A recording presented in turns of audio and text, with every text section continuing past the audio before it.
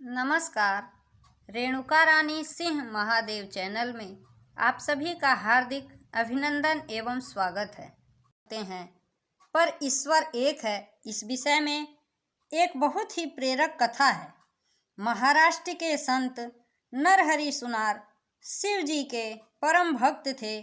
भगवान शिव में उनकी ऐसी अनुरक्ति थी कि वे किसी दूसरे देवता के मंदिर में नहीं जाते थे।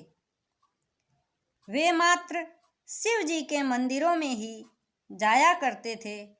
एक बार एक सेठ उनकी दुकान पर आया और उसने उन्हें विठोबा देवता के देवालय में चलकर उनके लिए सोने का कमरबंद तैयार करने को कहा।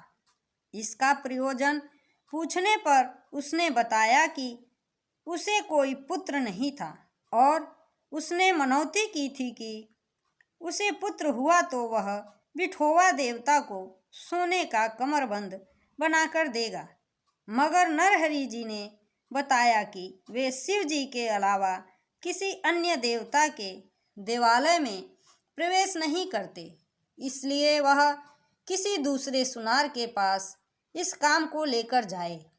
इस पर सेठ बोला कि उनके समान श्रेष्ठ सुनार और कोई नहीं, इसलिए वह कमरबंद उन्हीं से बनवाएगा। अब तो बड़ी समस्या उत्पन्न हुई। नरहरि जी दूसरे देवों के मंदिरों में जाना नहीं चाहते थे। अब क्या करें? तब सेठ बोला, मैं देवता का नाप लाल देता हूँ। उस नाप का कमरबंद आप अपनी दुकान में ही बना दीजिएगा।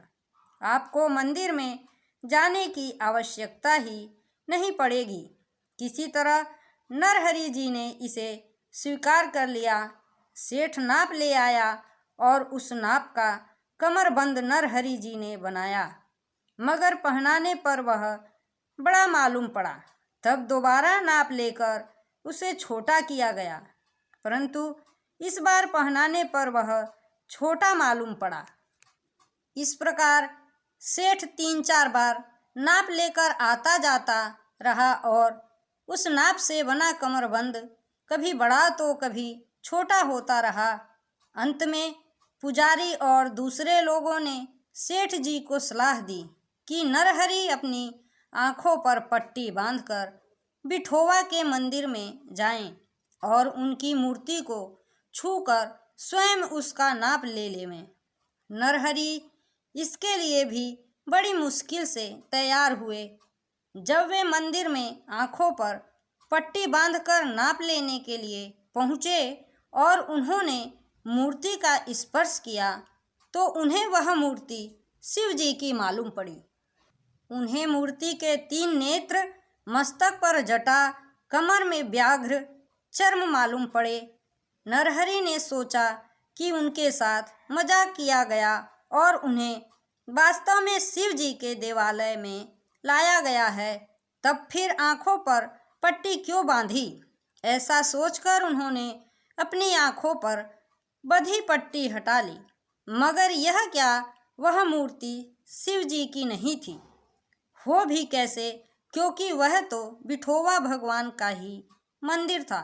उन्होंने पुनः पट्टी बांध ली और नाप लेने लगे, मगर इस बार उनका हाथ त्रिशूल पर जा पड़ा। मूर्ति के गले पर हाथ फेरा तो वहाँ सर्प जान पड़ा।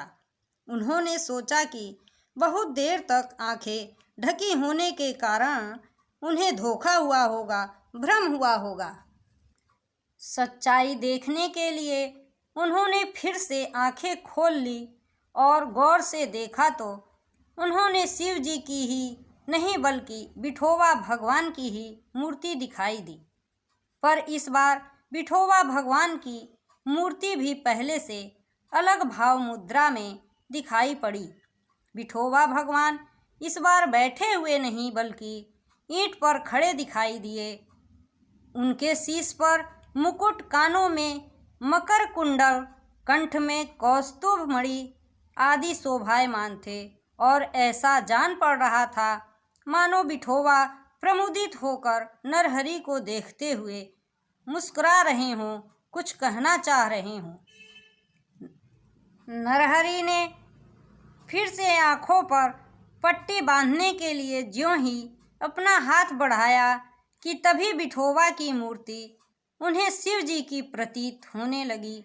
वह मूर्ति की ओर ज्यों-ज्यों देखते त्यों-त्यों वह कभी विठोबा तो कभी शिव जी के रूप में दिखाई पड़ती। उन्हें समझ में आ गया कि मेरे प्रभु मेरे अज्ञान को दूर करने के लिए ही यह खेल खेल रहे हैं। उन्हें अब महसूस हुआ कि दोनों देवता एक ही हैं, उनमें कोई भेद नहीं। वे व्यर्थ ही अब तक उनमें भेद मानते आ रहे थे। वे प्रसन्नता के मारे चिल्ला उठे, हे देवाधिदेव, हे समस्त विश्व के स्वामी, मैं आपकी शरण में हूँ, मुझे क्षमा करें प्रभु। आपने अपनी प्रसन्न मुद्रा से, अपनी करुणा से, अपनी कृपा से मेरे मन का ज्ञान और अंधकार दूर कर दिया है। अब मैं सभी देवों में आपके दर्शन करूँगा। अब मैं विठोबा भगवान की भी पूजा अर्चना किया करूँगा। उनके मुख से यह सुनते ही वहाँ उपस्थित जनसमूह ने उनका जय जयकार किया। ठीक ही कहा, ईश्वर तो है केवल एक, उनके हैं सिर्फ नाम अनेक।